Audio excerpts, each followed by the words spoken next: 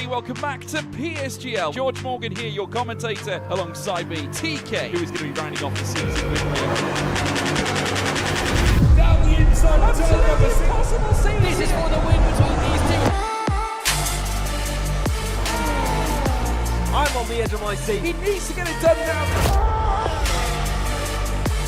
Blakey will dive to the inside. We'll go bust. We got our elbows out. Ronard takes the lead. Because here comes Alfie Butcher. Can't really complain with that one.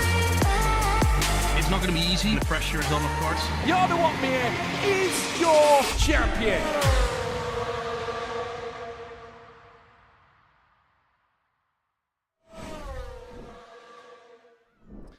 Hello, good evening and a warm welcome to you. Welcome back to PSGL. You've just tuned into F3 and we're back from a break week at long last. The racing carries on here in F2 all the way down to the lowest tiers. Of course, F3, F2 and F4 being streamed right now. Actually, F3 is being streamed right now. F2 and F4 will follow in about an hour's time. Joining me tonight is Ben Haskins as my co-commentator. Ben, welcome, and how are you doing? Thank you very much. I'm very well. I'm excited to be back in PSGL. Third time for me. We've got some big names, of course, in this race. Texas, always a good one to commentate on, so should be up for some good racing here today. Absolutely. Let's have a little look in the past. As in the standings and last racer's results. First and foremost, the driver standings. Before Qatar finished, Isaac Lead and Gregory Putsibil were equal on points. After, however, Gregory had a pretty poor race, so to say, without scoring any points in P11. After a post-race penalty as well, because he actually finished 7th, but he got a 3-second penalty due to a collision with Daniel Kuijer in the race. He's been demoted down to P11 and now he is 12 points behind Isaac Lead. Further down, we've got Tom Roberts, only 2 points behind Gregory. Camille Stakora and Ryan Mother equal on points at the moment in 4th and 5th. And then Tudor Pressakan, who did actually win last time's race in Qatar, now all the way up in P6 with 35 points. Only 1 point behind 4th and 5th. So Ben, at the moment, it's looking quite close up there. Yeah, of course, always in this top level of racing, you're going to get these drivers in the slipstream of one another and, of course, in that DRS train. But let's hope to see if anyone can break away midway through this race and take that lead. We've seen so often, if drivers can get out of that 1 second rage, out of that DRS, they can race all away. Of course, it's a split strategy today. Some drivers may be going for the one stop, some might be going for the two, as you said to me earlier. And we might be split between the 1 and the 2 stop. Depends how they manage their tyres. What are you thinking? Yeah, tyre management is going to be crucial. I've watched this race yesterday as well, with some very quick drivers in it too. And one driver decided to opt for the 2-stop strategy. And by the end of the race, he was less than 3 seconds away from the lead. But he won it because the top 2 had penalties. So that actually gave him 2 additional places, allowing him to win the race. So it is indeed a close one. It really depends on when you pit and how you manage your tires. It's going to be crucial to make sure you manage it well. A 1-stop, therefore, is definitely possible. Just going to have to be quite careful out there. So, yeah, Texas it is. A very interesting track. 20 corners coming up, 2 DRS zones. And, of course, the famous snaky bit, as I'd like to call it in Sector 1, is one of those sections where the tire wear is going to be quite high. Ben, as we speak, we're waiting for one more driver, and that is a crucial driver. It's Gregory Putsibil himself, the man who has been dethroned for the time being in the standings. We're just waiting for him because there have been some server issues, haven't there? Yes, there was a couple last week, I believe, as well. Last Monday, where some drivers weren't able to join into online lobbies, and it seems that we have had that issue once again here today. Most drivers, like you said, have been able to get in, but we are just waiting on Gregory, so hopefully he can join in the next couple of minutes or so, but it'll be a shame for him if we can't get him in. Yeah, that's going to really hurt his championship hopes, and by no fault of his own. I mean, it's just the game being the game, as per usual.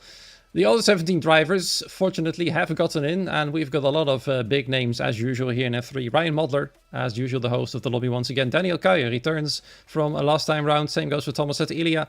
Tomasz Kokony alongside Daniel Kuijer in the RB. Then Philippe Sousa, that's Gregory's teammate in the Mercedes. Hopefully Gregory will join very soon. Isaac Lead is now the championship leader in the Williams once again, alongside Richard Sproges as a reserve driver. Boba in the Red Bull, then Steven Vaso and Victor Whittler in the Haas. The Ferraris once again occupied by Tom Roberts and Wojtek Steg. Then Lucas Serra in the Aston Martin, the only driver in the Aston Martin tonight. And then Campbell Adams, Valentina Labella in the Alpine, Riley Mackay in the McLaren, and then the other Red Bull is actually Aaron Raminguez. So, who do you think would actually be a contender for pole position and or the win here? Well, of course, it's easy to say Isaac, but I'm excited to see Aaron Raminguez, actually. I've watched him in another league, and he's very, very quick there, but of course he hasn't really raced a lot this season. I think it's only 2 times that he's raced this season. He's in the Red Bull. So I'm excited to see what he can do. Tom Roberts as well, could be good. But of course, I think it's going to be Isaac as he tries to extend his championship lead. But yeah, we'll have to see. If Gregory gets in, that is probably his biggest challenge today. Yep, I think that could be very interesting to watch indeed. Now, hopefully I'm pointing in the correct direction on the top of the commentator's corner screen. You can see there where my finger is. Just follow my finger there. You can see a new sponsor for PSGL. At long last, we've got a new sponsor. This time it is Sim Racing Setups, and they'll be happily sponsoring this league from this point onwards. And if you go to the website, enter the code PSGL, you can actually get 5% off, I believe, for Sim Racing Setups. So that's definitely a good thing to check out if you want some good racing setups on the go for this game. As we're still waiting for Gregory, it looks like we're going to start without him, and he's going to have to keep on trying. And that means our man in second place now in the standings might indeed be in trouble. So fingers crossed, everybody, that Gregory is going to join us. So let's find out. Hopefully he'll be with us very soon indeed. Yeah, it'll be a shame as well if he gets in. Even if he gets in 2 minutes, that's one run probably out of the window. But it's quite a long track as well, so that 18 minutes in qualifying goes down pretty quickly. I know it seems like a long time at the start of the session, but when you get those runs in, the time does dwindle quite quickly. So we're loading into the session now, so let's get straight into this action. Round 8 here in PSGL in Texas, Circuit of the Americas. I'm excited for this one. Oh yeah, me too. This always provides some brilliant racing. Plenty of overtaking opportunities, turn 11, turn 1. And if you're brave, corners like turn 9 perhaps, maybe even turn 12.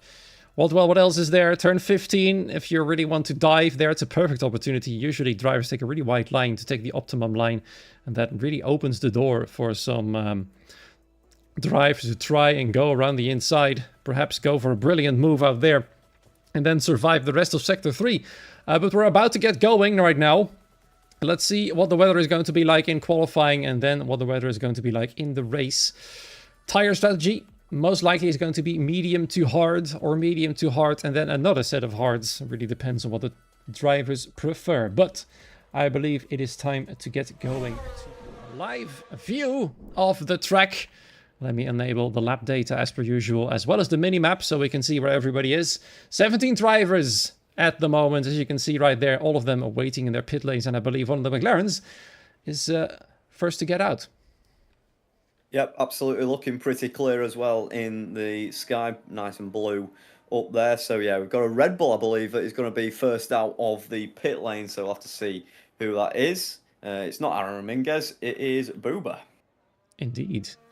Boba is quite eager to get going. There he is, right behind him. Another Red Bull in the name of an RB, actually.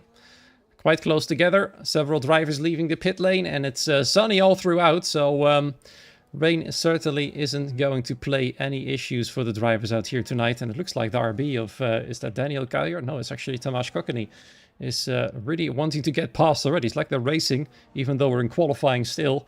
But it looks like Boba wants to keep that ideal position in clear air, and that means Tomasz is going to have to move backwards, leave himself a little bit of space, as Lucas Serra retires from qualifying straight away. He's received a qualifying ban after a big collision last time round in Qatar, so he'll certainly start from last place, unless Boba cannot get a lap done, then he might actually be one position up. Otherwise, it's going to be back of the grid for Serra. Yeah, that'll be a shame for him, but we've had a few overtakes on this outlap, so we're going to have an RB is going to be the first one to cross the line. So we'll have to take a look at Tamas here. Let's see what the FVR driver has got, and you can just see the quality across the field. There's so many very, very quick drivers, as you'd expect in PSGL. So we'll have to keep an eye on these lap times. I'm sure the banker laps will be improved on later on in the session, but it's going to be Tamas who will be going through our first flying lap here today of round 8. Here he goes, round turn 20, and then off he goes. 2 drivers remain in the pit lane. Of course, one of them retired, the other is Riyad Sprogis. Yesterday he came out quite late as well, but this time it looks like he's going to wait once more. Everybody else, though, on their way for a hot lap, but Tomasz Kokony now headed towards turn 1. Uphill, as per usual, a short run from the start-finish line up to turn 1. Tricky to get it correct. And then, of course, flat out through most of these corners, all the way until at least turn number 4. That's where you might want to lift a little bit off the throttle. Then, of course, perhaps down 1 or maybe even 2 gears as you head into turn number 5. Looks like quite nicely in the corner cuts. No invalidation just yet. Another very tricky bit coming up right here, but looks like quite stable from Tomasz Kokony so far. Then another hairpin coming up. This time it's turn 11, and then we head to the back straight. Ooh, looks like a tiny bit of understeer going into the corner, but this is just a banker lap. And that means there's still a lot of improvements to come for sure. Just with track involvement to go alongside with it. And of course, drivers trying to beat their own deltas, which usually gives an extra 10th or 2. Then turn 12, nicely cut right there. And then the tricky sector number 3. Purple, obviously, in sector 2 as well. 1 minute 0.537. And then comes the difficult turn 15. Try to find the apex over there. Nicely done there by Tomasz Kokony. And then flat out pretty much through this couple of corners. Turn 16, 17 and 18. Which is basically a whole big right-hander. And then 2 more corners to go. And then we'll see what Kokony can do. There's a bit of traffic ahead. Fortunately, moved out of the way just in time. With Tom Roberts starting his hot lap now. With Kokony coming across the line. And it's a 30.240. Nice opener then by Tomasz Kokony, with Boba following suit with a 30.393. And up next is one of the only Sauber actually of Ryan Modler coming across the line with a 30 point. Well, never mind. He's actually invalidated. Yeah, he's invalidated along with Stephen as well in the Haas in P13. Of course, has not yet set a lap time. We've got a Red Bull coming across the line as well. That is Aaron Raminguez, goes into P4. Then it's the 2 Haas drivers. So let's see what they've got. Stephen Vasso as well as Victor Wilder as well coming across the line. Now let's see what they have. As who's that? Victor goes into P3, and Stephen must have invalidated on his lap time. Campbell Adams next across the line. He was pretty wanting to know whether this race would go ahead or not, because either he would go to sleep or he would race, and he is racing, and he's slotted in 2nd place, 45 milliseconds behind Tomasz Kokony. So far though, Tomasz is looking strong. Nobody has been able to really touch his time apart from Campbell Adams, the only 2nd driver to go to 1 minute 30.2s so far. Trying to swap to somebody who's still on the hot lap. It's Riley Mackay through the middle sector. It was about as quick as Tomasz was, I believe, with a 1 minute 0.5, and he slots into P3, only 6/100ths of a second behind our provisional pole sitter. So far, so good then for the McLaren driver. This is Philippe Sousa, invalidated his lap. Several other drivers crossing the line right there. Isaac Lead in P4 at the moment, your championship leader, doing quite well out there. His main rival currently still missing. Oh no, never mind. We've got some great news. Gregory has actually joined.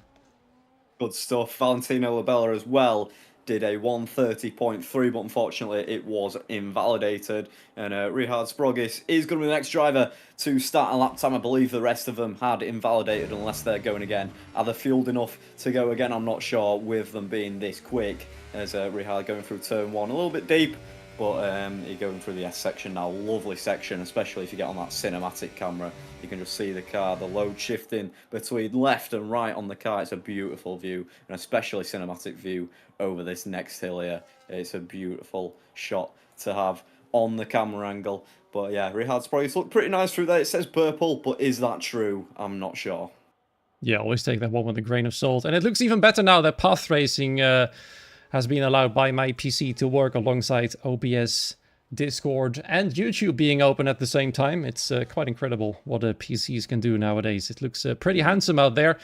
Richard Sprogis at the moment headed towards turn number 12, and then at the middle sector we'll get a good indication on whether he's going to be... Oh, never mind. He was going to be close to the top, at 1 minute 0.8, 3/10 away from Tamás that was going to be an invalidation at his hand. Yeah, that's a shame. As we've got the two Ferraris coming into the box, of course, they've finished their lap time. Everybody else in the pit lane then, I'm assuming Richard Sprogis is going to do the same thing, as these guys will all be fueled for one run, as they're wanting the maximum time out of their vehicles then. And everybody's in the pit lane, but we've got a couple drivers coming out again. Boba's coming out in P5 for his next flying lap, so we'll have to see how he gets on. Is he going to be able to challenge Tamás, as it's so close between the top 5? What's that, just a 10th and a half in it? Yeah, 10th and a half between Tamás and Boba at the moment, and you can see here the gaps to pole position. Everybody in the top 4 is under 7/100ths of a second. Isaac leads 69 milliseconds away from pole position, which is actually 9 milliseconds slower than Riley Mackay. So they are really pushing it all the way to the limit. A bit further down, the gaps become bigger quite rapidly, actually. There's Boba still decently close, and there's Victor Whittler, and by the point we reach Tomasetta Ilia, it's already up to nearly 3.5 slower than provisional pole. But it's only the first run. What surprises me more, actually, is that only 11 drivers have set a lap time so far. Although, to be fair, we probably shouldn't really be surprised, because, Ben, this track is brutal on track limits, isn't it? Absolutely, and a penalty could decide the race here today. We've seen it so many times in the past, and it's just so easy to overstep your marks on the white lines and on track limits. And if you do it 3 times, of course, in this game, you'll get yourself a 3-second time penalty.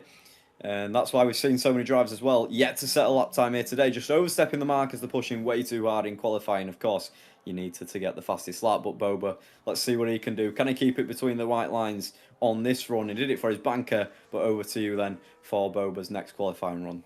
Yeah, I'd actually like to focus on somebody else, because you've already followed Boba around for a little bit. I think a bit further back, it's not Gregory Pritzibel, it's actually Philippe Sousa, who is about to start his hot lap. I'd like to see how he does on his hot lap. At the same time, we'll actually try and follow Boba immediately too. However, he just made a massive corner cut for some reason. It looks like he's very unhappy with his lap already, despite not even having finished Sector 1.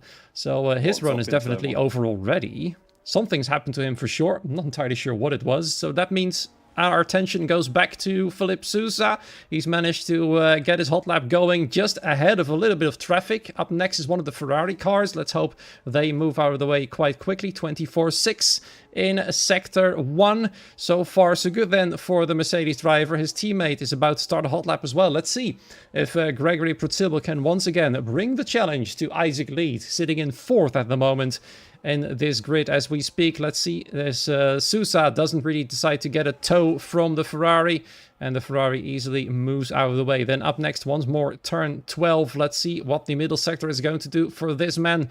He had a decent race last time round in Qatar before the break week.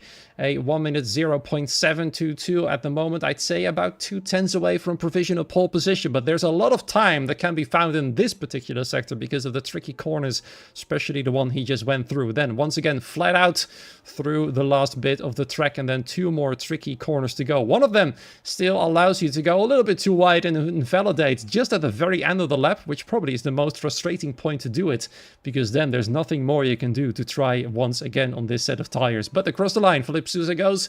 It's about 3/10 away from a pole position at the moment. So that is P7 then for the Mercedes driver. Yeah, good stuff from him. Let's see if he can improve on his final run. We've got also some more drivers coming in, as you said. It's all about grip and traction in that final sector. Very mechanical grip-based section of the track. Victor is also on a lap. He's coming through that section now, and he's improving on his time. We've got a Red Bull and a Ferrari. His teammate Tom Roberts is coming up to the line through turn 1. He's going actually there as Wojtek just starts his next flying lap. So who can we ride on board with here? Let's see, Gregory Pritzibel is currently in Sector 3, 1 minute 0.8. That is quite well away from provisional pole at the moment, but perhaps something once again can be found. His teammate sitting in P7, just ahead of Tomasetta Ilia.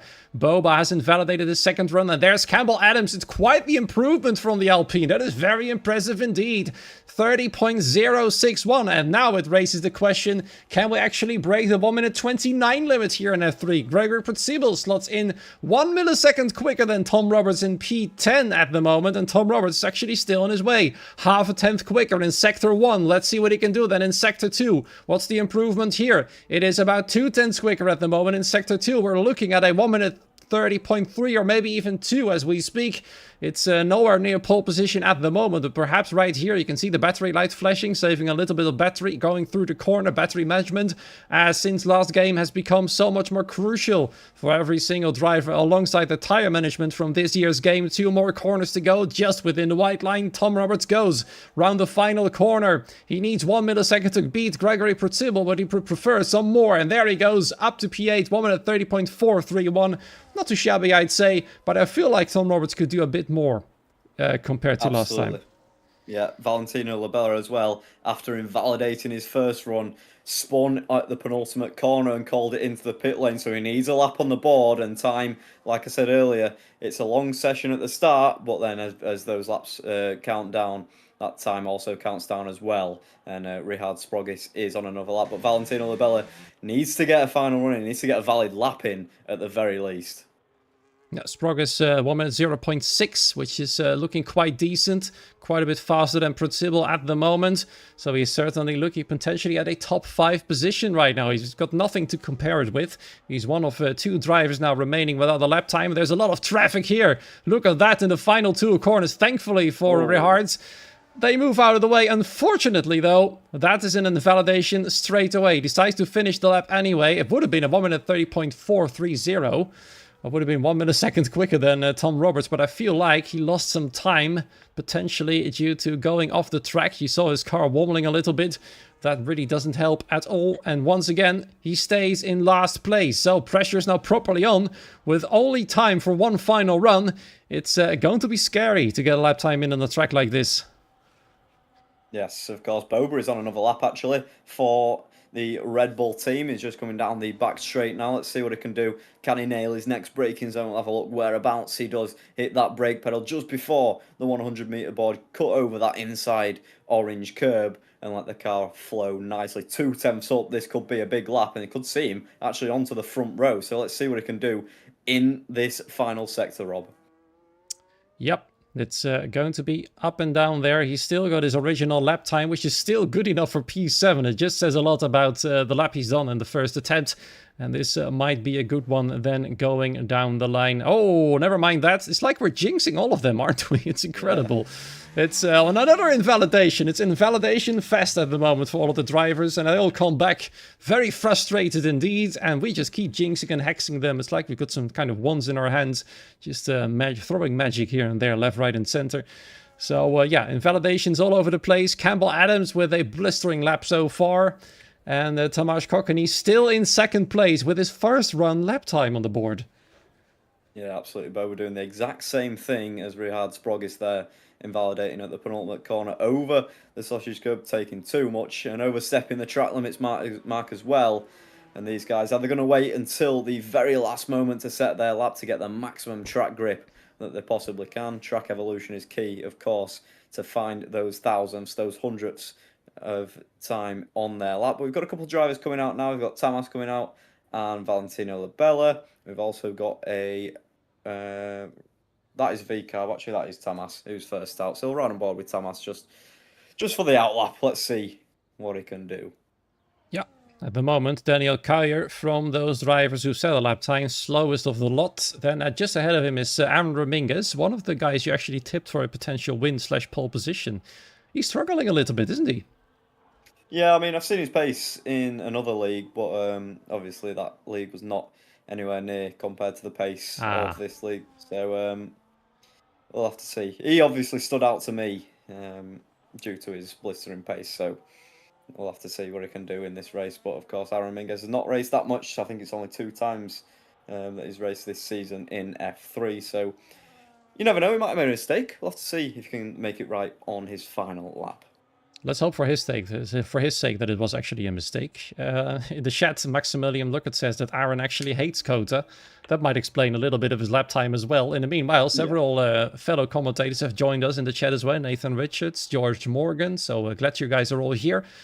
Let's see if F3 can provide some good racing after the break week. The first of the lot to start with the stream tonight. And Tomasz Kokkeny is the first of the whole lot to start his final run here with 1.5 minutes remaining.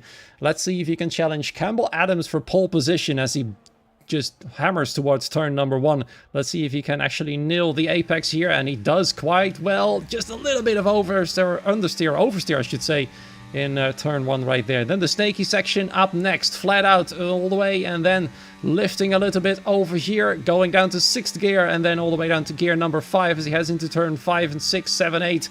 All are coming in rapid succession and improvement in Sector 1 then. Should it be good enough, then he might properly challenge the Australian for pole position. But Campbell is looking rapid as we speak. 4 drivers now on the hot lap. It's an absolute traffic jam in the final sector. It's seriously busy out there. I hope for Tomasz's sake that he arrives there when the traffic is actually gone, but they're all so slow right now. There's a big yellow flag going on in Sector 3. I've got no clue how much time remains, but it can't be that much more than a minute at the moment, as Tomasz is almost, or actually past halfway in the lap. Improvement in Sector 2, only 33 milliseconds at the moment. He'll stay 2nd place at best, but he needs to find an absolute magical amount of time here in the final sector to challenge for pole position. At the moment, neither championship contender in the top 2 in the standings is close to pole position, apart from Isaac Leith. Perhaps he's only barely slower than Tomasz Kokkeny at the moment. We'll soon switch to him to see how he's doing, and there goes Tomasz Kokkeny. The pressure has come to him, loses the rear of the car, and qualifying is all over for him now. So we've got to swap our attention to the next man who can challenge for pole position. Who is nearest to the line? Isaac Leith still in Sector 1. The checkered flag is out. Valentino Labella is invalidated again. He will not set a lap time at all tonight. That is a disaster for the second Alpine driver. So next then to cross the line is one of the Ferraris. I believe it's Wojtek Steg, isn't it? Yes, he is. 2/10 quicker in Sector 2 at the moment. Looking towards a top 5 position potentially if it stays like this. But once again, driver struggling with track limits. Not Wojtek Steg though. He goes through the final corner, nearly loses the car, goes across the line right behind his teammate P9. Up next to both Red Bull drivers, Boba out to P6. Aaron Ramingus, the track he hates. He finishes in P12 at best. Ryan Modler, the lobby host, next across the line, stays in P14. McLaren to join next. Thomas at Iliad up to P5. Then the Mercedes driver there, Philippe Sousa, stays in P11. One of the Haas drivers bailed out. Tom Roberts up next. Let's see what he can do across the line. Goes to 2nd place. Very close to pole position right there, but just not good enough. Tomasz Kokkeny now down to P3. Isaac Leith, our championship leader, will have to do with P3 at best. Campbell Adams invalidated. Will not improve then. Perhaps Riley Mackay can do something about it. No, he's down on time in the 2nd sector, about 1.5 tenths slower, but he still decides to finish his lap either way. Perhaps something has been found then in Sector 3. What's it going to be? Stays in P8, and I think, Ben, that means Campbell Adams from his 2nd run will actually go for pole position. Yeah, Gregory the Deaf as well slots into P2. That is key for him considering his connection issues at the start of qualifying. So very good effort to be within half a tenth of Campbell Adams there. And Isaac, the championship leader, in P4 then, but it's a point for Campbell Adams. Great lap. Yeah, brilliant. And what's more amazing is that the championship contenders are once again very close on the grid. And this time, Gregory is back in business. He struggled hard in Qatar. He had a midfield qualifying there at best. And now he'll be starting from the front row. He'll be ahead of Isaac Leith and potentially try to snoop away some points from the championship leader. 12 points in between them. And don't forget that the driver who finishes P1 will not get 25 points in PSGL. They will get 16 and P2 will get 11. So the gaps are much smaller. Point gains and point losses are much smaller as well. And therefore the championship tends to be a little bit closer than we're used to. So yeah, good qualifying by these drivers in the top 2, separated by about half a tenth. Yeah, absolutely. Some huge laps on display. 3 drivers. And it's time for the race, which is where the bulk of the points are scored. So it's going to be exciting to see who makes it alive out of turn 1, as those drivers will be fighting hard for their positions, because, as you say, those points, they're very small, the difference between the 2 P3 and, of course, all the way down to that 1 point. As well, have these drivers got a break before the start, or do they just go straight into it? I believe there's no restart anymore. Last game, of course, ghosting had to be on due to the overpowered slipstream. This time, however, no issues with that whatsoever. Ghosting, as you could see, was off. I believe ghosting is actually completely off. So even if your car, if you disconnect, your AI stays fully solid. Lapped cars stay fully solid as well. That means that might be an issue if drivers actually get lapped, but we rarely see that happening actually in tiers like this, that the cars are getting lapped unless something disastrous happens. So that is an unlikely scenario. Nonetheless, it's about to happen now. Tires are being picked. We can see some hard tires in the McLaren garage. I think some drivers are going to try from the hard to the medium stint, which will be interesting to watch. But the big question, of course, remains what strategy is most valid for this set of drivers, the one-stop or the two-stop?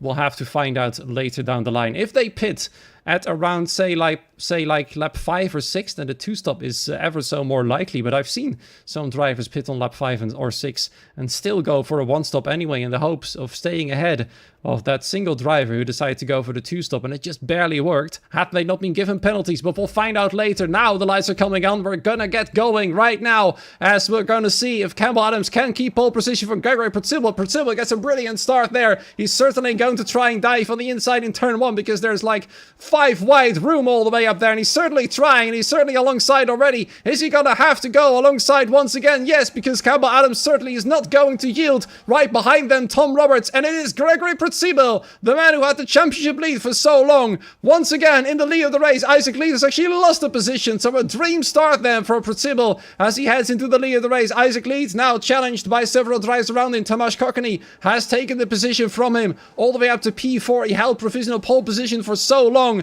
in the qualifying just past, and now he finds himself in P5 and potentially down another position there. Isaac Lee does, as Victor Whitley wants to get past immediately. He's on the medium tires as well, but it looks like Isaac might have gotten a little bit of a better exit, and that means Victor Whitler is going to have to dive into the slipstream as they head towards turn number 12. In the background, both McLarens going to try and go for a move. It's Riley Thomas Ilya against Victor Whitler. A Red Bull there having to take evasive action against another car. And Raminga's there fighting for position as well. Boba going side by side with another McLaren's. Absolute scrabbles right here in the midfield at the moment for position, and it looks like many drivers have swapped position except for Tom Roberts, who remains solid in P3 at the end of lap 1. Absolutely dream start for Gregory, as you said, everything he could have wanted and more. Isaac Lee, as you say, losing his position as well. But we'll have to see, there's a lot of racing action still to go, and it's absolutely relentless at COTA is lap after lap, especially with this DRS train being so long. There's only one driver outside of a second of the car ahead, and that is Stephen Vasso towards the rear of the field. So we'll have to see how Gregory gets on. Of course, he will have the clean air as well, so he will not struggle at the moment from those engine overheating issues which have been so prominent on this game. So we'll have to see how he gets on. Yeah, Felipe Sousa now absolutely harassing Wojtek Steg for a spot in the top 10. The one and final point there for P10. We've just shown the tires. Everybody started on the medium except Valentino Labella, who's decided to opt for the hard tires. And that so far hasn't gained him anything, obviously, because his tires will come alive later down the line. Most positions gained by Daniel Kyer and Riyad Sproges, respectively, each of them having gained 3 positions since the race start. Of course, Riyad Sproges from last place with not having set a lap time, which did help Lucas Serra to start from not last place, but second to last, despite his qualifying ban. So that's a slight bit of luck, but he still hangs around in P17, trying to move past as many drivers as possible. Right now, we're in lap 2. It's still way too early to call whether these drivers are going to make a 1 or 2 stop. It's still a big question mark here in F3. In half an hour's time, don't forget F2 and F4 will start as well, so make sure you give them a watch too, as we're watching the epic racing happening here in F number 3. Gregor Percival then leads from pole sitter Campbell Adams. Tom Roberts stable in 3rd position. Tomasz Kokony P4. Championship Isaac lead in P5 then. Yeah, absolutely, Boba as well. Had a little look on Victor around the outside a few corners ago in that final sector, but he just had the door closed by Victor Wildler. As Stephen Vasso sets the fastest lap. Of course, he has not got the congestion ahead of him as he now rejoins the back of this long DRS train. But we're going to go again into that back straight. The braking zone is where we see most of the moves on this track, apart from probably turn 1. And we'll have to see in sector 3 if any of those drivers launch a move up the inside on that left-hander. I can't remember what turn that corner actually is, but we see a lot of moves through there as well. Yep, and let's see if more moves happening as usual. You see the DRS train form, but I think Wojtek Steg is struggling a little bit. He's decided, or actually probably not decided, but he's left a little bit of a gap to Riley Mackay as he comes a little bit back through turn 11 right there. And then perhaps making up a bit more time here in the back straight. So far then it remains quite stable. The moves will probably come down later in the race, because that's where the pit stops are going to be made. That's where the tire differences start to happen, and that's when the things become really, really interesting. For now, though, everybody is going to try and manage their tires, which also might explain another reason why overtaking has become few and far in between. Tire life has become absolutely crucial, and I think most of these drivers would actually prefer the one-stop. You want to spend as little time as possible in the pits, swapping tires around and hoping for the best. It's probably best to go for a one-stop if possible at all, and I've certainly seen it being possible around this track. Lap number 4 right here then. Isaac Lead finds himself with Tomasetto Ilia for company as they head towards turn 1. Is Tomasetto going to go for a dive just a little bit too far back? Although, to be fair, I think he was quite close enough to go for a big dive. Turn 1 is so insanely wide in this track. That's definitely possible right here. Now he's going to suffer from dirty air once again, losing a whole lot of time from 2/10 already down to nearly half a second. It doesn't sound like a lot, but here in Formula 1, every millisecond counts, especially if everybody is this closely matched. Absolutely, and that's why strategy is key. As much as it is good being that lead car, you are the one to pretty much decide the strategy for the rest of the field. Of course, some drivers will go for the undercut and a differential strategy, but if you're in P6, P7, you're able to react from those lead drivers and see what they do and change your strategy based on them. But are we going to see any moves down the back straight? Victor is very, very close to the back of Tomasetto there, but no moves yet on this back straight. Nobody daring to put their elbows out just yet to barge through the field. Lap times, sorry, I should probably say a lap tire life. That's the word I was looking for some reason, struggling with that one. 3 laps old, obviously, as we speak. Valentino Labella's tires will soon turn on properly. The tipping point, from what I know, is about lap 5 or 6. That's when the mediums are starting to wear off a little bit, and then the hard tires will come into play. So Labella is patiently waiting for that moment, and then he might just get through the field a little bit more easily. I think he's just sitting back, enjoying the show ahead of him. We can see there's somebody moving out the slipstream a bit further ahead. Victor Whitler still all over the back of Tomasetto Ilia. I feel like he's trying to force the McLaren driver into a bit of a mistake, because I feel like that is the only proper opportunity for him to get past if the McLaren driver goes wide or slips around a little bit, locks up perhaps here and there. And look at that, through the corners already. Feel like Whitler is managing his tires a little bit better. Tomasetto Ilia was struggling there through turn 4 or 5, I believe. Now he's gaining a little bit again, and this time is Isaac Lead falling back a bit more. And you can once again see Wojtek Steg in the first sector, Ben, is not having the greatest of times. No, he's not, and he's right slap bang in the middle of that train as well. So he'll be getting the bulk of that overheating. Any moves towards the front then, but I think once again we're going to stay put as we are on this lap unless we see any moves further behind. But no, everybody's staying in formation, and everyone's staying where they are. 4 laps now on those medium tyres. Valentino Labella, the only driver on the hard compound tyres. So what lap did you expect them all to pit, do you reckon? Lap 11, 10, 12, somewhere around there if they want to go for a one-stop. We should see the first pit stops happen if they want to go for a 2-stop around the end of next lap or the lap after that one, I think. So we'll find out what their preferences are. You can also see there the front right end plate of Wojtek Steg's Ferrari is gone missing. So that does explain his struggles through Sector 1 quite a lot more. On the straights, he's quite fast. You can see then he closes the gap. But then we'll actually go on board with him and see how he fares through Sector 1. Turn 1 right here, and then off they go, flat out through the corners. You might see Riley Mackay's car become a whole lot smaller. And Wojtek Steg having to lift a little bit more than everybody else already over here. In trouble, down to gear 6. Gear 5 already, having to lift a whole lot. And the gap already, as you can see, up to 0.8 of a second. That's how much of a difference missing just the end plate of the front wing is making already. And that is only the visual damage. Who knows what else is wrong with the front wing. But for now, though, Wojtek Steck, thankfully for himself, stays within DRS range with a big dive in turn 11, despite not passing anybody, trying to gain some extra time, and for now, staying just barely within the top 10. Absolutely. Gregory as well got that gap up to about 8 tenths as well, just before we head down the back straight. But you can see how much Campbell gains, though, back down to 4 tenths, half a second maybe, as we head back into the mechanical grip. Start of the final sector. So yeah, let's have a look. Maybe Campbell is running a bit lower wings than Gregory, but we'll have to wait and see further on in the race. Let's see some moves, guys. Come on, someone chuck it down inside. Well, there you go. Wish has been granted. That's Stephen Vaso.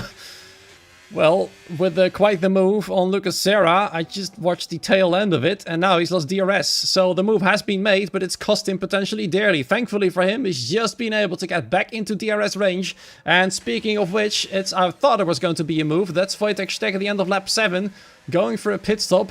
It's still not clear whether that's going to be a 1 or 2 stop. Could be to go for a 2 stop. Could also easily be a 1 stop. But of course, the front wing has to be replaced. It gets removed. There's another front wing still in the car as another one gets put on. And now it's got 2 front wing for some reason. Lovely, some game glitches right there. And now Wojtek Steck exits the pit lane with fresh tires and a fresh front wing. But I feel like his chances of points in the race have just been limited to near 0. Yeah, I mean, I don't mind that. He's gone for the differential strategy, then onto the hard compound tyres. He's going to try the undercut to try mitigate that time lost he had for that wing change. But as you say, it'll be very, very difficult to make up those extra, 3-4 seconds that it takes to change a wing, especially on drivers of this calibre. Yeah, that might explain why he pitted early. We can also see Lucas Serra without part of his front wing as well. And he's out of DRS range. Everybody else is going to drive away. Felipe Sousa, thanks to the exit of Wojtek Steck from the main group, is now in trouble because there's Daniel Geyer, the Dutchman, diving on the inside in turn 12. Goes a little bit too wide. Nearly allows Felipe Sousa to get back past. But the Mercedes driver now has to yield. There was too big of a gap in front to defend with any slipstream of any meaningful sorts. And now Geyer is up into the top 10. He's got a 1.4 second gap to close before the next DRS sector happens. But that is unlikely to happen. He gains some time right here. Actually gains quite a lot of time. A whole lot of time. But he's going to miss out just barely. But that was insane. Brilliant move right there because of no dirty air. We can see the Champions leader Isaac Lead also going for a pit stop at the end of lap 8. I think all of the drivers are going to commit to a 1 stop. They just want to undercut everybody else to potentially gain the lead. Absolutely. Tomasetto as well. Outside of that DRS range, she'll have to try gain that extra 10th or 2 in this flowing S section of Sector 1 to try get back that DRS on that back straight, which will be absolutely crucial for his race. Otherwise, it'll make it a 4-car fight for the lead when we come into those pit stops. But it looks like he's just going to get back into that 1 second range. Got a little bit deep through there, so that might have cost him actually. I believe the DRS detection point is on the exit of this corner here. As you can see the white line there, and he's just outside, unfortunately, for Tomasetto in the McLaren. I think this would allow him to go for an undercut, because he's no longer got the speed on the straights. He's going to be harassed by the drive from behind. So I think the only option now that remains for Tomasetto, and I'm not sure if he wanted that, is to pit at the end of this lap. I do not know what his strategy calls are going to be. I do not know if he's got a race engineer with him or not. But I feel like the wisest decision right now is to come in and use the undercut to get back with the main group. Isaac Leeds certainly has tried to do that, and since he moved out of the way, it of course is the reason why Tomasetto Ilias no longer got DRS. It just shows how much an effect it has when a car moves out of the way in the middle of the pack. The top 4 now all on their own, 1.6 seconds away from Tomasetto Ilias. Let's see if the McLaren driver perhaps has read my mind. He decides to indeed pit. Yes, he does go for that undercut. Probably the wisest decision to do. And in fact, a whole lot of drivers from the top field have decided to pit on this particular lap. Only Campbell Adams from the top group has decided to carry on, along with a handful of other drivers still on the medium tires. All of them now 8 laps old, fully worn there already. Valentino Labella, of course, is obviously carrying on with this tire set on the hards, 8 laps old as well. And he's probably finding it a little bit more easy now to gain time to, say, like Riot Sprogus, for example, to start his way through the field. But whether it works, mediums on the end, I'm not sure yet. Absolutely. As Victor, when he was just about to go into the pit lane, he went very, very wide on the penultimate corner, nearly ran into Riley, who continued on. So drivers got to be careful coming into the pit lane here, as you've got to be aware of what's around you. and of course don't want any big crashes coming into the pit lane. I once did it as well. I was racing here and I broke way too late into the pit lane, then I had to go straight on and miss the pit lane, so that wasn't a fun time, and best believe I didn't score many points in that race. It's always a bit frustrating when you just completely miss the pit entry lane. I mean, one of the other tracks where such things happen easily is Singapore, isn't it? If you've got front wing damage, that entry line is so incredibly tight. Just a little bit too much power and you end up in the side of the wall or just back on track, and then it's basically a race over on track like that. Same here. I think it's difficult to recover your race if you miss the pit entry on the lap you wanted to go in. That's going to empower the undercut from the other drivers. Tomasetto Ilia has not managed to get within DRS range of the top drivers. Now Isaac Lead, Tamas Kokony, Tom Roberts. Tom Roberts himself also unable to catch up what is technically the race leader. Gregory Percival is 7.8 seconds clear from Valentina Labella. And Daniel Kyer is next to pit. But the top 6 now still carries on very old mediums. But they will have the fresher hard tires. And I've seen that work properly as well. If the difference is about 4 or 5 laps, it's already quite massive, the gains they'll have by the end of the race. Yeah, we'll have to see how far back they come out though, because Tamas on Isaac has got that DRS. So these guys, as much as they won't like it, they'll have to work together to try build that gap as a championship leader, Isaac, in P10. So we'll be scoring points no matter what in this race unless something catastrophic happens. But Tamas has got 1 lap fresher tyres than Isaac there, so and Tamas is right behind him, so we might see a move on this lap. Or is Isaac going to push for a move on Tom Roberts as well to try get in that DRS of Gregory, who's having a fantastic little race out front? Yep, he's doing quite well out there. Now 6 seconds away from Labella. Let's see if Labella pits by the time he's joined by the race leader, the technical race leader, I'd say. And I think there's Isaac Lead. He nearly went for a move on Tom Roberts. Roberts is not able to keep up with the Mercedes. The gap now increased from 1.6 to 2.3 or 2.2-ish seconds. And that means it's going to be a struggle there for the Ferrari driver. Isaac Lead wants to get past as soon as he can because he's also losing sight of his nearest rival. 12 points in between them, and Gregory Percival is going to eat away at those points as it stands right now. Aaron Raminga's next to pit from the medium tire drivers. Now 5 remain on the mediums who carry on, and Valentino Labella, of course, on the hard tires. 2 seconds now between Tom Roberts and Gregory Percival. Isaac Leeds has lost some time against the Ferrari as well. He's holding back a little bit. He might want to go for a move on the back straight and then carry himself and the 2 others to what is soon to be the race leader once again. Tamas Kokony still in tow. Tomasetto Ilia, despite his gap, still retains the gap between about 1.3, 1.5 seconds. So a good job by him. In fact, he's gaining a whole lot of time here in Sector 1 on Tamas Kokony. He's hoping to reconnect and still fight for the win. But what I'm more impressed about, by the way, is the fact that nobody has yet gotten any penalties. Yeah, absolutely. They're so prone on this track are penalties. So we'll have to see. It is only lap 11, so we'll have to see later on in the races. That could be killer, especially in the later few laps, with it being so tight. As we've got a move here. We've got Felipe Sousa getting overtaken by Richard Sprogis there, and Isaac Lee getting past Tom Roberts. That is P1 and P3 in the championship, swapping places there. So that could be a big move come the end of the race. But these guys working together to try gain that time back to Gregory, who's P2 in the championship. Yeah, rivals becoming allies. It's basically a story we see a whole lot here in F1 esports and league racing as well. It's a thing you have to do if you want to catch a driver that is all alone out there. Then benefiting off each other's DRS and slipstream is absolutely crucial. Even if you're only 2 points apart at the championship, like these two are, Tom Roberts and Isaac Lead, Gregory Percival. It's crucial for Tom Roberts to work together with the championship leader and hope they can catch Gregory to make sure he doesn't get away with too many points on them. So far then, another driver has pitted, Boba. Now for a fresh hit of hard tires, will drop all the way down to P14. He's gonna stay ahead just barely of Wojtek Steg, is he? Because Wojtek carries a lot more speed and grip in turn 1. It's gonna be close out there, but it looks like Wojtek for now has to yield against the Red Bull driver. Potentially crucial then for Boba to stay ahead with fresher tires because the lap difference, look at that. 5 laps difference already between Steg and Boba. And of course Wojtek had already pitted for a fresh front wing, so the fact that he's still with some somebody is going to be quite helpful to him, because he can use some DRS at least for the time being to hopefully at least claw back into the points after his front wing damage.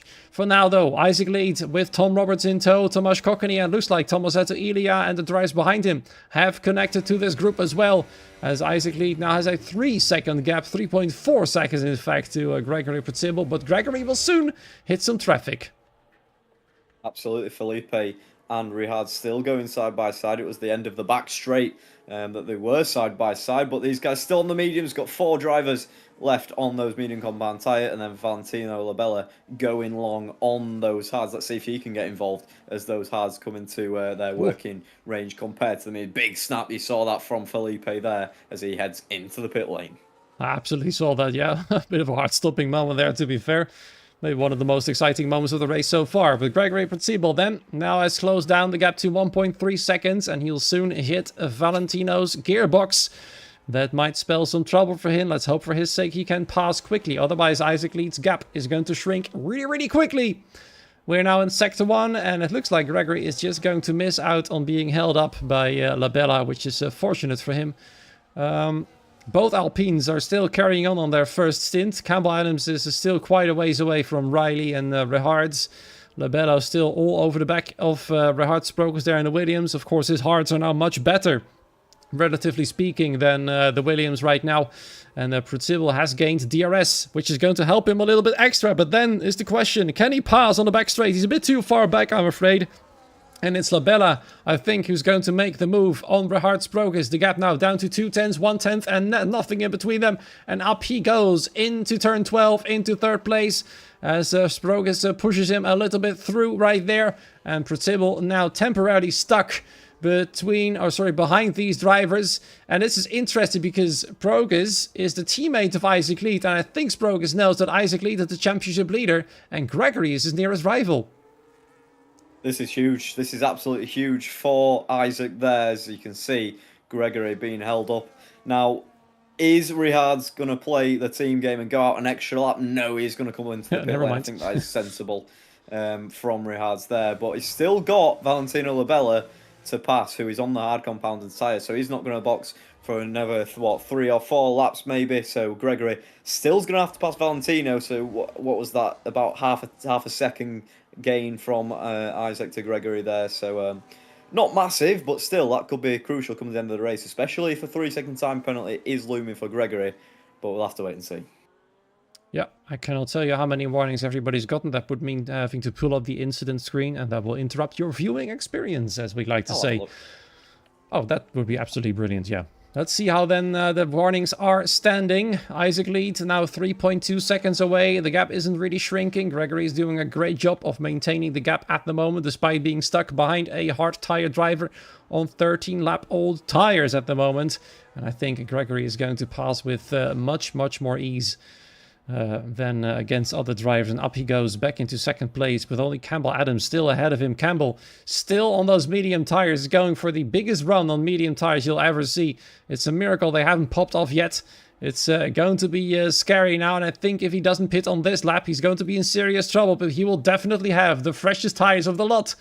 Come at the end of this lap, Rehards Progress and Riley Mackay have pitted already. They're now on the freshest tires. They'll have to do a mighty run to catch up to the front of the field if they want to have a chance at winning. And in goes Campbell Adams for his one and only stop to a set of hard tires. You can see those mediums being absolutely shot, nearly down to the canvas they are.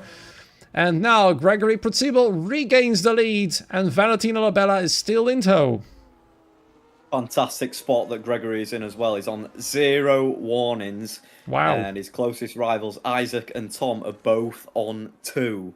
So they are very, very close to a warning. But Gregory is absolutely cruising out front at the moment. 0 warnings, setting the pace of the train. And he's got a 3-second gap to his closest rival, which happens to be the championship leader, Isaac Lee.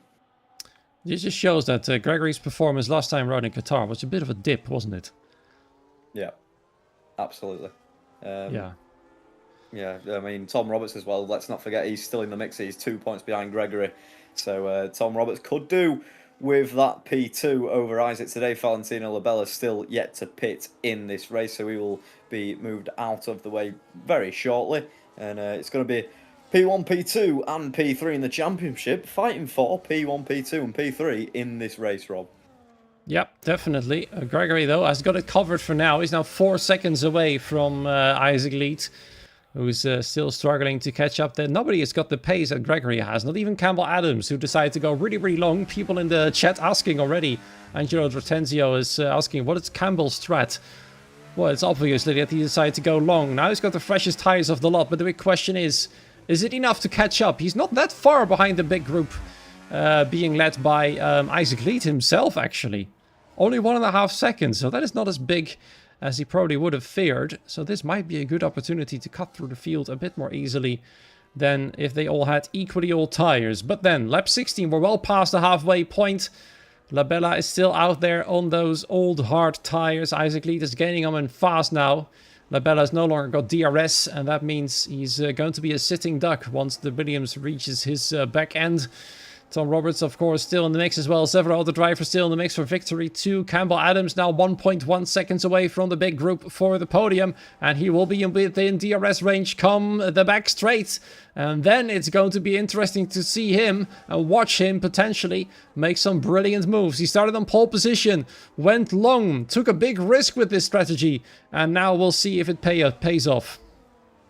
Yeah, I mean, he's gone longer on the mediums than he would have, that he will be going on from the hard, so it really is an interesting strategy. Tom Roberts probably will be looking to try and get past Isaac Lead here on this back straight, but it's not quite close enough. But yeah, going back to Campbell Adams, he's going to be going longer on the mediums than he will be on the hard, so we'll have to see how he gets on. And like you say, we'll be making ground come the end of this race, so how many points is he going to pick up? We saw a move there in the background. I don't know if that was Boba on Ryan Modler there. Yeah, as Ryan is down into P9. But this train starting to form once again as Ryan nearly runs into the back of over there, actually. Yeah, Ryan wants to get back at him. They went side by side in turn 12 and 13, but Boba had the upper hand. The tire difference, 4 laps. It shows because Boba is now on a mission as well. He's got the freshest tires in the top 8, but just not that far behind him is Campbell Adams on even fresher tires. Now 2 laps old by this point. And that is going to be interesting. He's now all over the back of Daniel Kyer, and I think he's going to go for it in turn 1. He will have optimal grip. No, he decides to back out of it. Goes for a potential different line in the corner, but it's still not good enough. Therefore, he'll be stuck once again. But ahead of this group will be his teammate now. Valentina Labella is there as Lucas Serra becomes the first retirement of the race. Didn't qualify due to a ban, will not finish the race either. Another great day then overall for the man in the only Aston Martin on track. As we're watching Campbell Adams still completely harassing Daniel Kyer for a top 10 position. Is he going to go for a dive then in turn 11? Still not. He'll have some extra grip then in this corner. And look, that proper exit right there. This should be the moment he makes the move. He doesn't go and aggressively makes moves. The podium is going to be that far away. There we go. No problem at all. And next up, Ryan Modler. Because now Campbell Adams in the top 10. In the background, you can see Stephen Vaso going extraordinarily defensive against Wojtek Steg for P12. But he had no defense against the Ferrari. And up the man with the broken front wing goes with a fresh front wing now in P12, and Boba is now the first driver with a time penalty. Yeah, the first of potentially many, but we'll have to wait and see. Of course, Isaac and Tom still on those 2 warnings, and key to note, Isaac in that DRS of Valentino Labella, who pulls now into the pit lane. So Isaac and Tom are free now to go after Gregory, but they've extended that gap out front by another second. So yeah, this is huge from Gregory, and as you said earlier, fantastic pace from the Mercedes driver. Yep, he's back in business and showing Isaac that the championship is far from over. We've got a yellow flag. Not sure what happened there. Trying to figure out whose it was. There's a bit of chaos going on in the mid-pack, just below the top 10. Daniel Kyer is now having a whole slew of cars behind him. He's dropped quite massively, and he's struggling to keep up. Campbell Adams is already up. I think it was actually Daniel Kyer that caused the yellow flag, because, yeah, look at that. He's now getting pushed by Stephen Vaso, literally, as he spins around and causes chaos in the mid-pack. Oh, my goodness me, what on earth happened there? Daniel Kyer spins round, and absolute havoc happens in the mid-pack, and that causes a virtual safety car I've got no clue what made Daniel Kyer so slow. There's no way that it was a puncture after 8 laps of hard tires. And now there's damage to the front wing. I couldn't see any visual damage to the front wing before the spin happened. But that was crazy. And actually, yeah, it's a full safety car now. So Valentino will be very angry at the moment because he just stopped. I'll tell you who else will be angry. Gregory as well. That 4-second lead has been cut down to absolutely nothing. I think about 6 cars were involved in that collision there. Well, yeah, 6 cars went off or spun. So, yeah, that is definitely going to be a talking point in the chat and probably the steward's room as well. Gregory, of course, comes into the pit lane. These guys probably going to opt for the medium compound tyre. So that is the yellow banded and striped tyre there probably for the rest of the drivers. Unless they go for another set of hards, but I can see in the Mercedes garage, I believe that is the mediums. Oh, yes, it is. Usually nowadays drivers pick 2 sets of hard tires. Gregory certainly hasn't. Let's see what the rest has chosen. Yep, there we go. Hard tires for Isaac Leeds. So already a different tire strategy between the top 2 in the championship. Tom Roberts, fresh hards as well. So Gregory will feel some additional pressure by the drivers behind, who are, yes, on harder tires. But by the end of that stint after the safety car, it is Gregory who might be in trouble, especially with the fact that there's 2 cars ahead of him on all the tires. Boba has decided to stay out. Campbell Adams, of course, has decided to stay out because he had only pitted 4 laps ago. Valentino Labella will not gain as many positions right now. He is only back up to P11. He'll be very unhappy, as you said, Gregory as well. But at least he's got an alternate strategy now. So this is interesting. Will it work out for him, the medium tires? Yeah, I think it will. I think Gregory will still win this race, of course. If that chaos is anything to go by, then we're certainly not finished with this race. And Campbell Adams could be on for a masterclass strategy. I can't see him losing, 5 places in this race. He's only on 4-lap-old tyres. But, I mean, the margin between the different lap-age tyres with the F3 guys is a lot more compared to a more casual league. So, definitely Campbell will feel the difference from those charging drivers behind. But Boba is probably out of contention from this win just from that 3-second time penalty alone. Yep, I think you're right on that one. Campbell Adams is going to be struggling as well. McGregor potentially he's got the best papers, but who knows what happens by the end of the stint. If he can get past the 2 drivers ahead of him very fast, then opportunities will open for him even more. And especially without any warnings to his name yet. I'm not sure if it's still the same, but it could very well be. It's another easy going for him. Isaac and Tom will have to be extra careful. They cannot make any mistakes with track limits right now, otherwise the penalty will be theirs. Philippe Sousa also finds himself with a penalty of 3 seconds to his name. That is really not helping him out either. For now though, Boba is your race leader. Yeah, didn't expect that one probably because of the safety car right there. Daniel Kyer has managed to repair his car. Only the front wing was broken.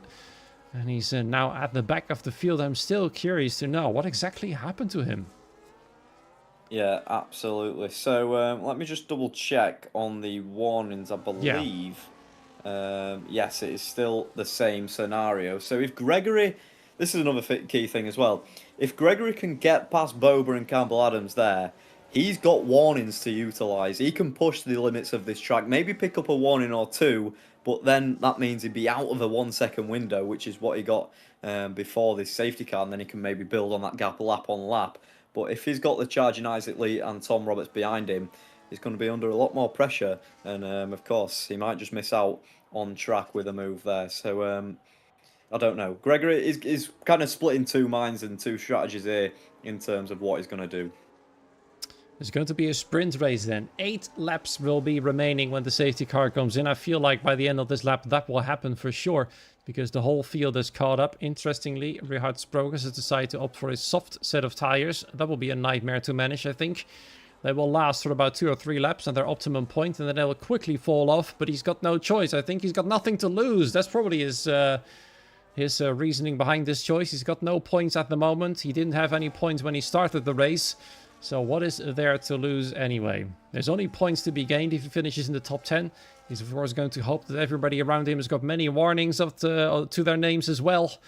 But we'll find out. We just entered Sector 3 and indeed indication that the safety car is coming in this lap. So, Boba leads from Campbell Adams, from Gregory Pitzibel, Isaac Lead and Tom Roberts in your top 5. Tomasz Kokkeny in P6. Then is the pair of McLarens of Tomasetto, Ilya and Riley Mackay respectively.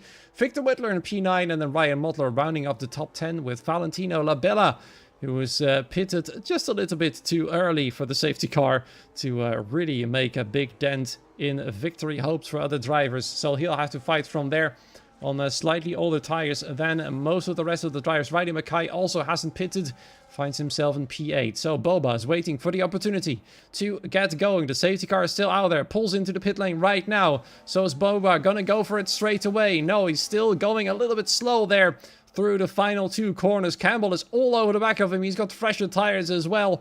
And off they go for final 8 laps here on the Circuit of the Americas. Gregory Pitzibel's got a brilliant restart right there, obviously with those fresher tires, but Campbell Adams is the one who is about to make the move, but it just doesn't work out just yet. He's gonna have to wait a little bit longer, but there's Gregory Pitzibel as Victor Whitler makes the move on Riley Mackay, goes up into P8, but we're watching Pitzibel once again as he's going to try and get past these two as soon as possible, because Isaac Lead is still very much there. There's still a yellow flag on the left side of my screen, which of course is not the case at the moment. All is well with everybody. Everybody's gotten a safe restart so far, so good then for the 17 remaining here on track on the final 8 laps. Gregory Pitzibel, is he gonna go for a dive in turn 11? No, then up next then, perhaps the back straight, Ben, is where he makes his move.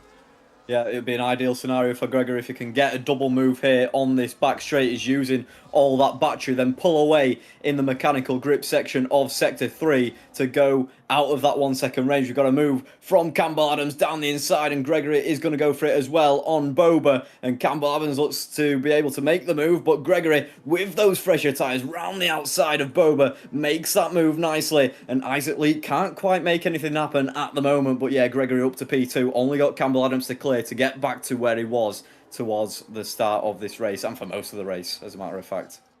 Yeah, he's got one moving obstacle in between himself and his rival right now. Isaac Lee still has to get past Boba right there, but the gap is only less than 2/10. Is he going to go for a dive in the last corner? Yes, he does! Extraordinary, and Boba probably did not see that one coming for sure, as DRS gets enabled once again, and Isaac Lee and Boba are going to go side by side. There's still Tom Roberts, who's going to go and find himself in this battle as well. What's going to happen in turn 1? A dive by Victor Whitler against Boba. 3 wide they go in turn 1. Tomasz Kokkeny's in between them. Some carbon fiber flying here and there, and up they go. Boba still in P6. Victor Whitler makes the move. Extraordinary stuff by the Haas. Up to P5 he is already. It looks like Pitzibel is still stuck behind Campbell Adams, which is a bit of luck there for Isaac Lead, but the gap is still increasing somehow. Campbell Adams got absolutely brutal pace. He's back on this position where he started, and Isaac Lead has lost DRS already. He's gonna have to once again cooperate with Tom Roberts in the hopes of catching up the men in the Mercedes, who's been flying tonight. And now Gregory Pitzibel will make an easy move against Campbell Adams, or will he? Because Campbell certainly looks defensive tonight, but it looks like no match there between the Alpine and the Mercedes. Gregory moves into the lead of the race once again. In the background, Tomasz Kokkeny under pressure from 1 or 2 cars right there. It's Tomasetto Ilya moving past Boba. No surprises. Boba's tires are cooked pretty much by this point, and Tomasetto moves up into P7. Many moves being made in the final stages of this race, and so far no major incidents in this particular set just yet. Yep, dream scenario for Gregory as he gets past Campbell Adams. Can he just break out of that 1 second? If he does that, then he's clear to go off into the distance and win this race. Campbell Adams, of course, on the 4-lap, older hard compound tyres than Isaac and Tom Roberts behind, but Gregory on the mediums. He needs to take advantage of these mediums. He's taking advantage with the fastest lap, but he needs to get out of that 1 second range, and that twisty, windy first sector of the S's is probably going to be his best chance to do so before that back straight. I'm surprised that even Campbell Adams is not able to keep up. Oh, sorry, Isaac Lead is not able to keep up with Campbell Adams at the moment. The tire difference is 4 laps, which should be a noticeable difference by this point. He's catching up through Sector 1, but only marginally. Actually, never mind. He's actually losing time. Campbell Adams is doing a brilliant job keeping these tires alive on these final 6 or 5.5 laps, so to say. And he's still potentially within contention to win, because Gregory Pitzibel can't shake him off, frankly. Yeah, I mean, like I said earlier, I'd be surprised if Campbell lost like 5 or more positions. So he is doing very, very well to stay in P2. And as you say, you'd expect the margin with those 4-lap difference on tyres to be a lot more. Is Victor going to go for a move on Tom Roberts further behind? No, he's just going to stay behind. Brakes very, very late and nearly locks up as he tries to brake harder to avoid the back of Tom Roberts there. We've got a swap between Ryan and Boober as well towards the rear of the field. Boober losing all sorts of positions after this restart, Rob. Yeah, it's no surprise there. Valentin Labella has gotten back up into P11, has lost some position since the restart. He's a very unhappy man. His strategy didn't work out at all. He was never expecting a safety car in a field like this, but carnage happened in the midfield, and he was not aware of that, of course. He was just pitted when the carnage happened. 3 seconds again to Boba. He's now on 6 seconds, and he's actually going to pit and potentially retire from this race. Otherwise, she wouldn't pit. There he goes. Penalty and up. Yep, retirement. That is unfortunate. He decided to have a go at the lead of the race. Didn't work out, and he knew he wouldn't finish in the points anymore. So he was like, what's the point? And retires immediately. Now, I have to say, I think the fight for the lead is far from over. Pratibha cannot disappear into the distance. His tires are going to fall off in a few laps' time. And Campbell might still actually be in with a shot. Despite his alternate strategy, the safety car might have actually saved this race. Yeah, absolutely. He's got fantastic pace as well. One thing as well to have a look at is Richard Sprogis. He's gone for this punt on the soft compound tyres on the safety car restart. He's made up those positions, but 5-lap old, those tyres are going to fall off a cliff very, very soon. Yep, of course, a few laps have been driven on the safety car conditions, so I'd say they are about 3 laps all by this point, but that should be the tipping point already. You can see him not being that far ahead of Ryan Modler anymore, who's on hard tires and will soon have the advantage in pace. But that moment will be a lap or 2 away still. So, at the lead of the race, top 4 remains the same. Victor Whitler is still behind the top 4 in P5. Tomasz Kokony trying to get closer, still hanging around in P6 with the pair of the McLaren still behind. It's Riley Mackay who's lost ground to the top 7. He's now leading Richard Sprogis in P8 at the moment. So Richard will still have DRS right there, 4 tenths away from the McLaren at the moment. We're now on lap 25 of 28. Tom Roberts has gotten awfully close to Isaac Leeds. Is he going to go for a move in turn 1, which will make Gregory Pratibha very happy? He does go for a move from quite far away. And Isaac Leeds is going to have to defend like everything he's got right there. All the skill he possesses to defend against a Ferrari. And Tom Roberts is certainly having a look, but he can't get past quite yet. They both nearly lose DRS to the top 2.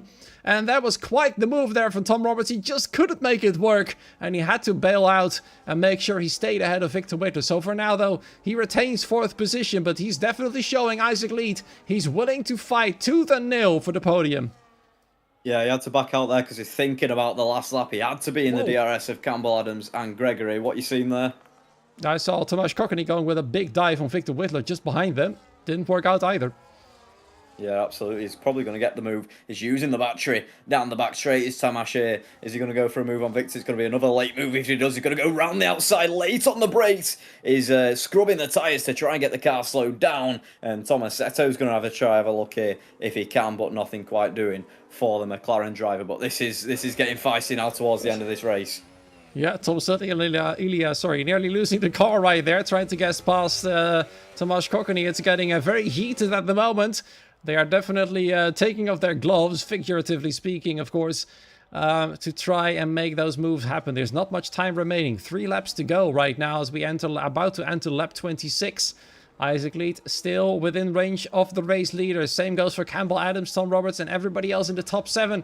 They all have technically got a shot at winning this race, but the top 3 are most likely to do so, unless, of course, Tom Roberts might have something to say about it. Again, in the background, Tomasz Kokony once again all over the back of Victor Whitler.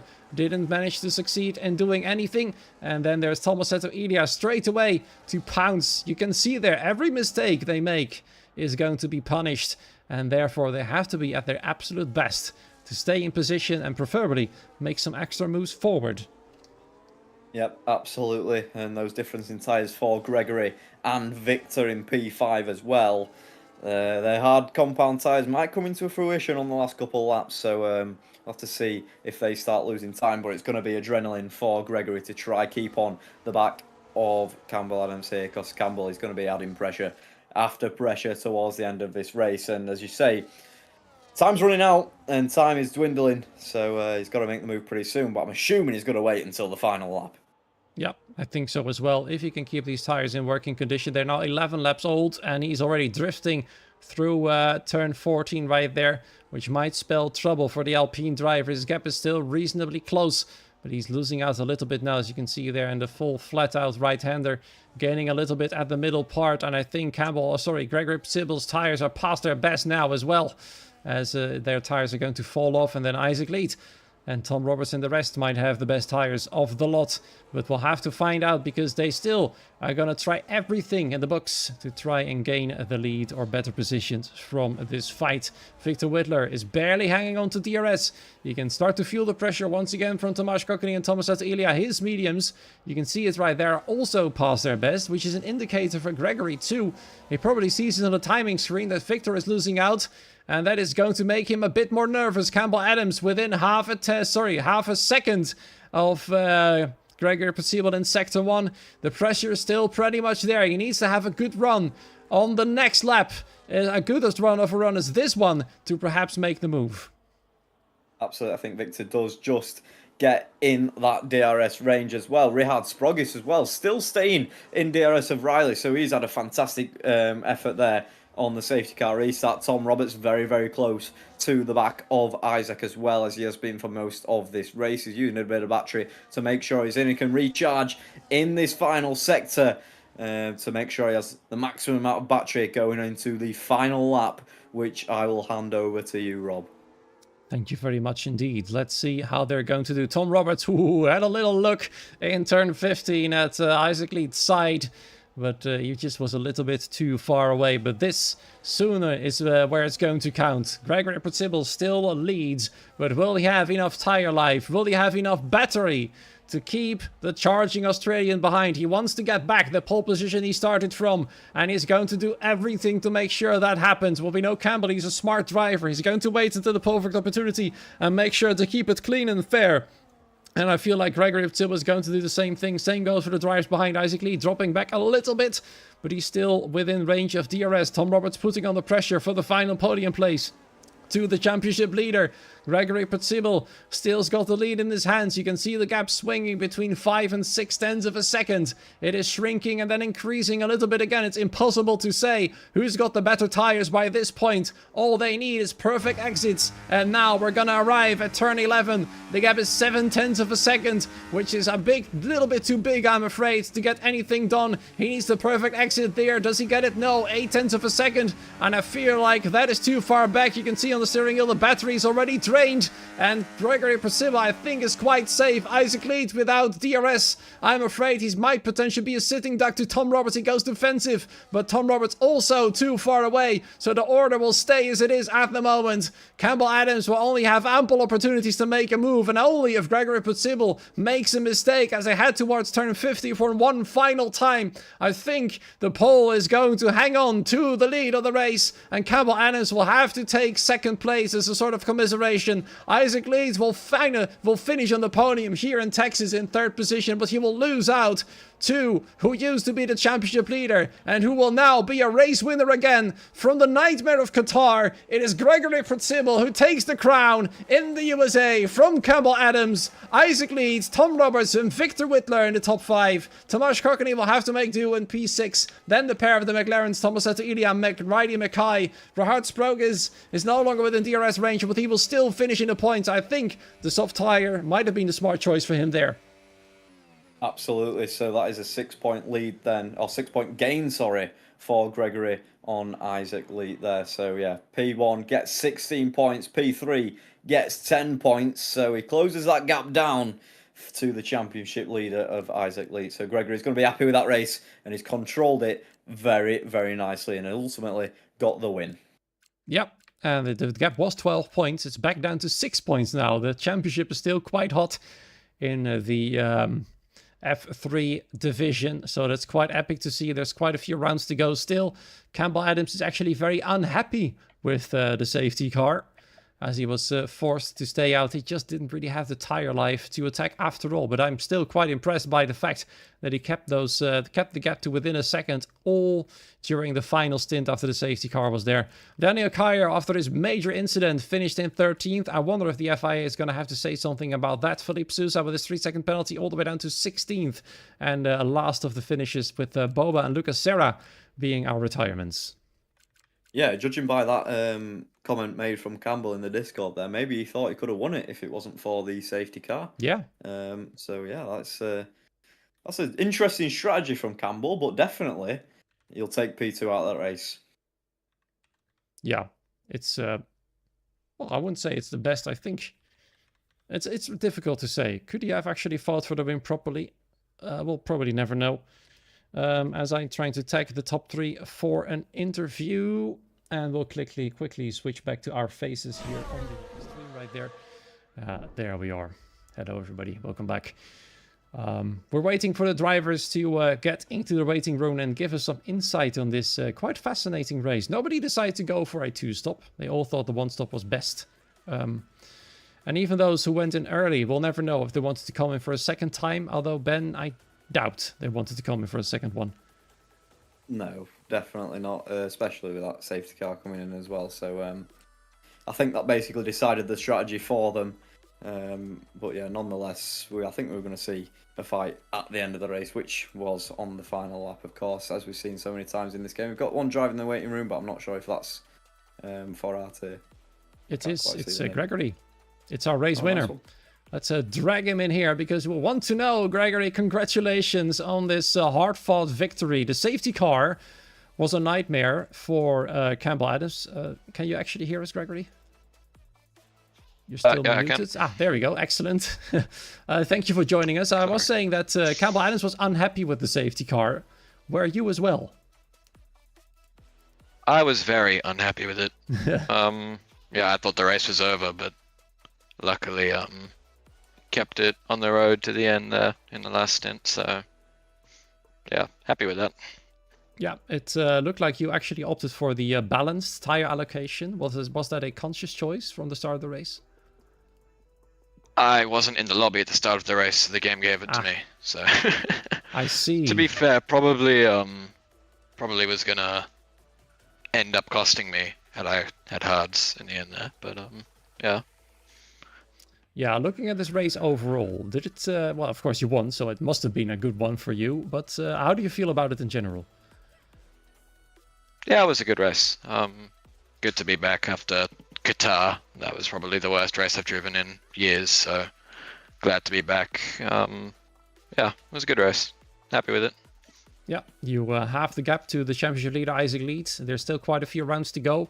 Is this going to be a 2-horse battle between yourself and Isaac, or do you think somebody else could still be involved? Say like Tom Roberts, for example. I don't think you can count anyone out until it's mathematically impossible, especially in league racing. So yeah, I just have to keep doing the best I can. Absolutely. Ben, anything from you you'd like to ask? I was just going to say, what was your plan for the safety car restart? Were you trying to get past the 2 drivers that stayed out and build that gap over to a second? I mean, were you surprised as well by Campbell's pace because he was on much older tyres too? I think the initial plan was to try get past them quickly and gap them, but then yeah, Campbell was a little bit too quick, so I just decided to save tyre and battery and make sure I was fine for the last lap, which I was. So very good. Still worked out in the end. Yeah, absolutely. Incredible pace. Yep. And thank you for joining us and giving us some insight on this very interesting race. And by the way, I was wondering, was the 2-stop ever on your mind here in Kota? No. I think like people were thinking of putting like lap 6 on a 1-stop, so 2-stop was not on the mind. All right. Well, enjoy your victory and let's see how you carry on the championship fight. Yep. Thank you. Congratulations. All right. Looks like he's the only one actually joining us for the interview, Ben. That's a bit unfortunate. We will not hear from Isaac nor from Campbell. I think Campbell wants to go to bed, so that's fair enough. But yeah, that's it for tonight. What do we think of this race, all in all? I enjoyed it. Different strategies, new environment for me as well, commentating with you rather than Nathan Richards. So nice to do it with someone else as well. So yeah, thank you for having me. Yeah, it is an absolute pleasure, actually. I can't help but notice that I've been with a different person every single week so far in this season. Really? But, you know, it is what it is. And so far, everybody has been a blast to commentate with. So, yeah, it's been a blast to have you around. But before we say our goodbyes properly, it's time to have one more look at the calendar. You can see it on your screen already. It's 4 rounds to go here in F3, and the rest as well, of course. Japan, Las Vegas, Brazil, and Mexico. Which of these 4 is your favorite? Definitely Brazil. I was always quick on Brazil before I had my dramatic fall off in pace. Yeah, probably Brazil. I'm not a big fan of Vegas. Japan, I'm not great at too, but definitely that is a good one to commentate. But yeah, Brazil out of those 4 for me. Yep. I think Brazil, absolutely for me to watch, one of the best races as well. But Vegas and Japan could be interesting too.